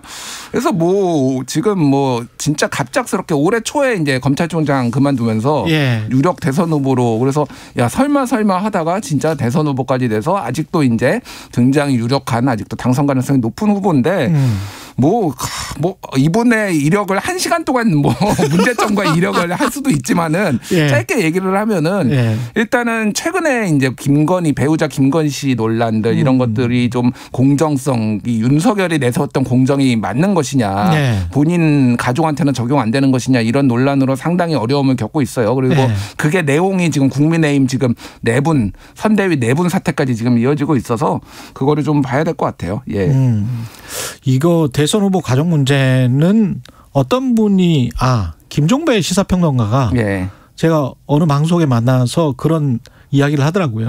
이 상황이 언제까지 갈 것 같냐라고 정준희 교수가 물어보니까 김종배 시사평론가가 서로 간에 물고 늘어지는 이 가족과 관련해서 3월 9일까지 갈 것 같다. 정확한 판세 분석이네요. 깜짝 놀랐습니다. 3월 9일까지 갈 것 같다. 절대 사라지지 않을 것이다. 그래서 요거와 관련해서 짧게 말씀드리면은 이제 가족의 배우자나 가족의 어디까지 우리가 검증을 해야 되는 것인가에 대해서 좀 숙제를 지금 남기고 있다. 이를테면 줄리 논란 뭐 이런 거 있잖아요. 그렇죠. 최근 여론조사를 보면은 국민 4명 중에 3명은 거기까지 가면 안 된다라는 것들이 또 여론조사 나왔거든요. 근데 그렇고 해야 된다라는 부분도 있어서 여러모로 이제 어떤 숙제를 좀 남겨줬다 이렇게 볼 수 있겠습니다. 그리고 끝에 마무리는 또 방탄소년단. BTS. 뭐 최고의 올해 한 해가 아니었나 뭐 보시면 될 것 같은데 뭐 상이 너무 많아요. 아메리칸 뮤직 어워드에서 아시아 가수 최초의 올해 아티스트상, 그래미 어워즈에서 베스트 팝 듀오 그룹 퍼포먼스 부분 후보에도 올랐고요. 그리고 뭐 굉장히 많은 히트 앨범을 냈죠. 빌보드 1위도 하고. 이게 근데 BTS 팬분들한테는 제가 약간 위험한 발언일 수도 있는데 버터가 나왔을 때는 약간 그전 노래들과 비슷하지 않나라는 제 약간 좀 걱정이 들었어요. 예, 예. 1, 2년 더 갈 수 있을까? 근데 콜드플레이하고 콜라보한 마이 유니버스를 제가 듣고 몇 년 더 갈 수도 있겠구나. 이 정도의 인기가 사실은 엄청난 거잖아요. 엄청난 거죠. 지금 몇 년 동안 이 세계적인 인기를 구가하고 있는 건데 그러니까 계속 변신을 하는 모습을 보여줘야 될 것 같아요. 맞습니다. 그러니까 사이드 이펙트로 몇 년 더 가려면 이제 멤버가 유지가 돼야 되는데 군대를 이제 병역을 또 뭐 해야죠. 면제를 해야 되나 뭐 그런 거를 가지고 지금 본인들은 얘기 안 하는데 정치권에서 열심히 지금 싸우고 있습니다. 그래서 그런 사이드 이펙트 이제 부수적 효과도 좀 봐야 될 것 같아요. 우리나라 입장에서는 이 정도의 K-팝 스타는 한 5년이나 10년 정도 더 갈 수 있도록 정책적 배려를 해주는 것도 이게 쉽지 않거든요.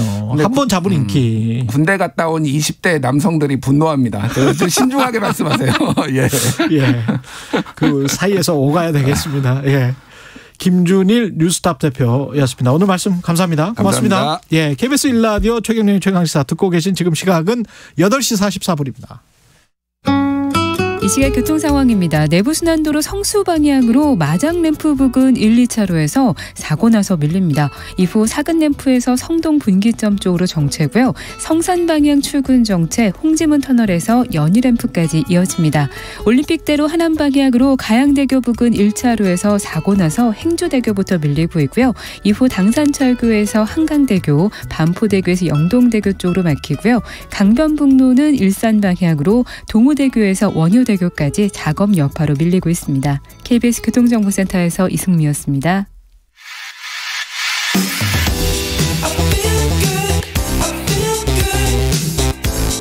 세상에 이익이 되는 방송 최경영의 최강시사.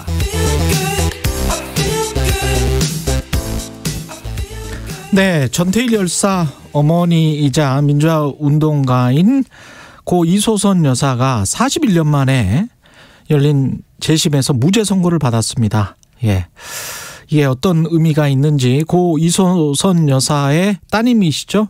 전순옥 전 의원 연결돼 있습니다. 안녕하세요, 의원님. 네, 안녕하세요. 예, 어머니 고 이소선 여사 무죄 선고를 받았는데요. 일단 내용 자체도 좀 소개를 해주시는 게 좋을 것 같습니다. 그 무죄 선고 받은 내용. 내용은 1980년 12월 달에 계엄령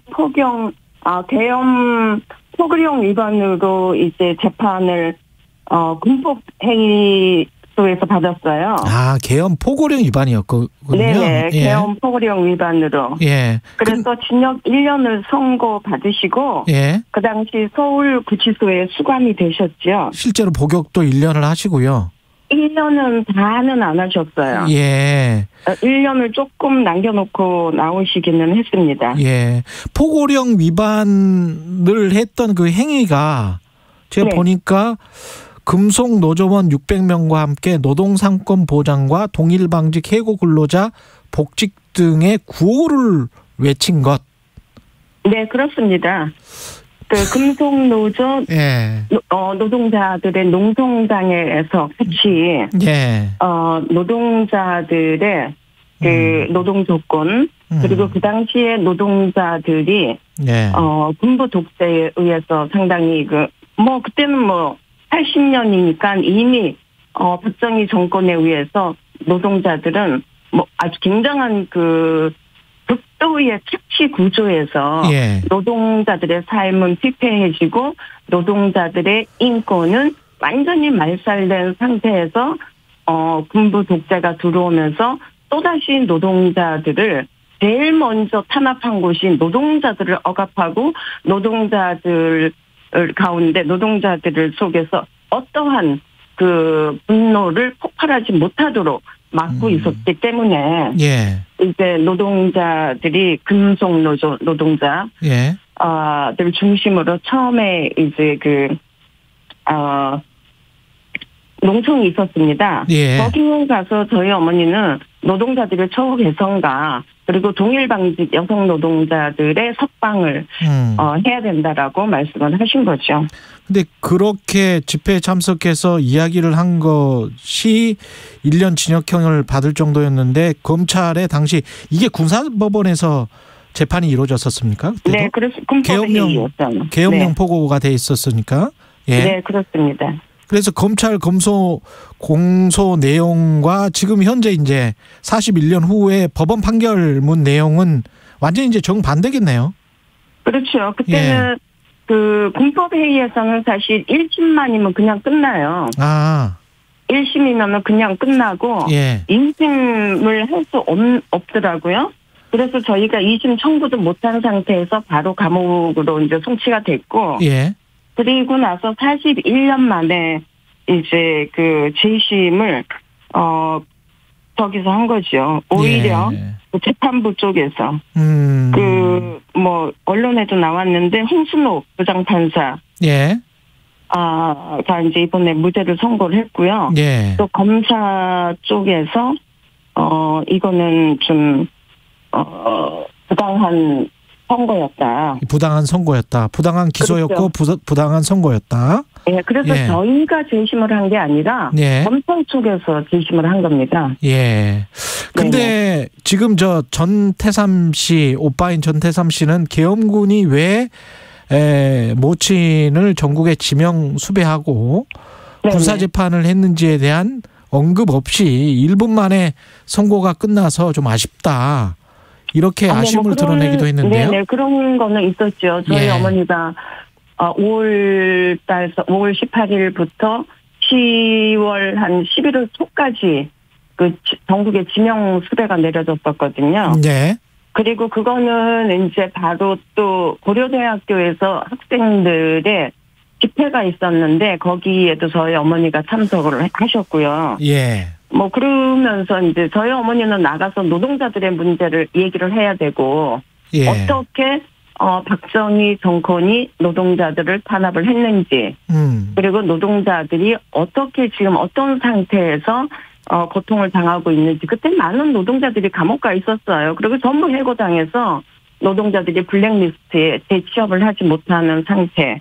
이제 그런 것들을 이야기를 하고 다니니까 아마 그 군부 독재는 이렇게 그 포고령을 내려서 체포령을 내려서 전국에 수배가 됐었고 뭐 그 수배 당한 한 6, 7개월 동안은 저희 집은 완전히 쑥대밭이었어요. 어떻게 쑥대밭? 아침 항상 그들은 우리를 감시하고 있었고 저 자신은 24시간 그리고 제 동생을 출근하는 동생을 승용차에 납치해서 중앙정보부로 데려가서 물고문을 시켰고요. 그리고 아침이면은 4시 좀 되기 전에 항상 저희 집에 그 군민들이 분화발로 그리고 총을 들고 집에 들어옵니다. 군인들이? 군인들이 그 당시에. 군인들이. 그리고 장롱 문을 막 열고 뭐 이불을 저희 덮고 자는 안방에 들어와서 군화발로 막 굴고 다니면서 니네 엄마 어딨어 막 그러면서 집을 확 뒤집어 놓고 가요. 그때 나이가 몇 살이셨어요? 저는 그때가 이제 30 곧 되기 전이었죠. 30 되기 전. 20대였고요. 제 여동생은 이제 막 그 고등학교 졸업하고 취직한 지 얼마 안 됐고요. 그런데 직장 가는 애를 체포를 한 거죠.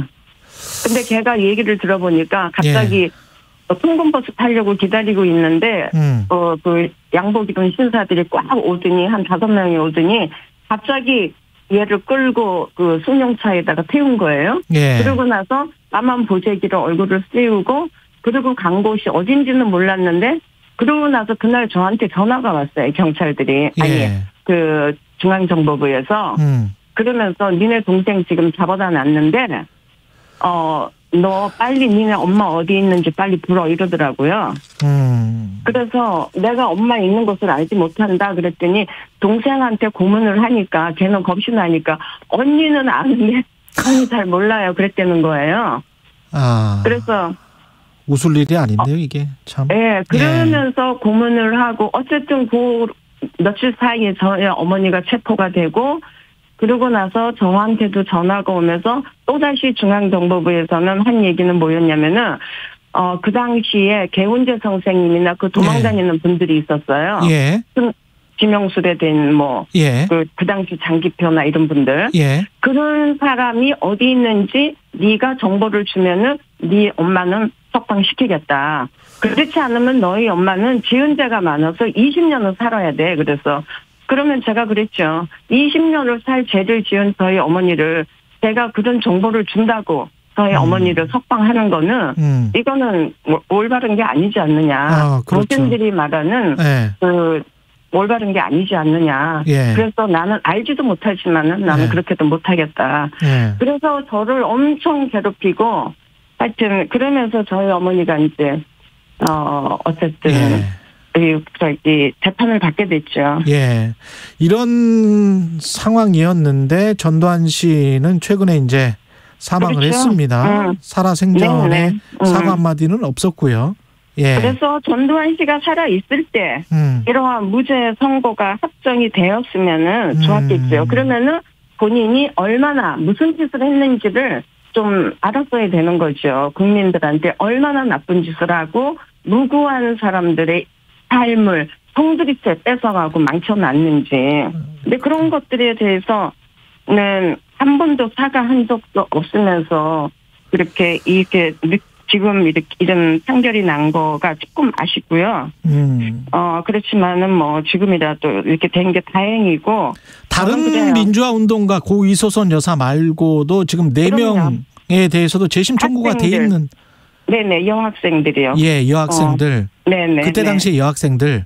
그렇죠. 그 당시에 여학생들이 같이 이제 그 대학가에서 데모했던 사람들을 이제 잡아다가 그렇게 한 거고요. 예. 그래서 저는 정말 저희 어머니가 이번에 이렇게 무죄를 받으면서 그 4명의 여학생보다는 더 수많은 이름 없는 노동자와 학생들이 감옥에 갇혔고 그리고 뭐 수많은 그 고통을 당했거든요. 그리고 그러한 억울함이 아직까지도 밝혀지지 않았기 때문에 저희 어머니는 41년 만에 밝혀졌지만은 그래서 그 더 많은 사람들의 그 하나씩 그들이 살아있는 동안에 밝혀지고 그 사람들이 정말 좀 이렇게 이런 것에서 좀 벗어나고 그리고 우리 사회적으로 어떤 일이 있었는지를 모든 우리 국민들이 한 번 더 인식하는 그런 계기가 됐으면 좋겠습니다. 마지막으로 지난해 전태일 열사 사망 50주기였는데 51년 지났습니다. 지금 현재의 노동자들의 상황에 관해서는 어떻게 보십니까? 지금 현재 노동자들의 상황은 저는 양대 노총으로 조직된 노동자들은 어느 정도 그들의 기득권이나 여러 가지 권리가 많이 보장됐다고 보고요.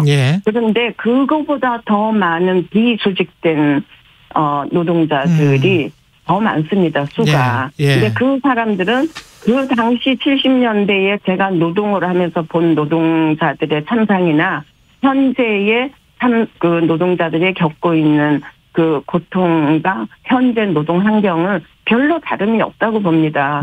전부 다 그 대기업가의 그 대기업에 이제 직접 고용이 되는 게 아니고 하청 기업으로 원하청으로 하는 관계에서 하청에 고용된 노동자들은 인권이라는 게 없습니다. 알겠습니다. 이번에 김영준 같은 노동자도 여기까지 듣겠습니다. 고 이소선 여사의 딸 전순옥 전 의원이었습니다. 고맙습니다. 네.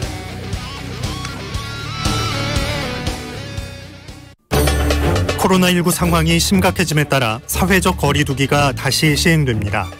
내년 1월 2일까지 수도권과 비수도권 상관없이 전국에서 동일하게 4명까지만 사적 모임이 허용됩니다. 영업시간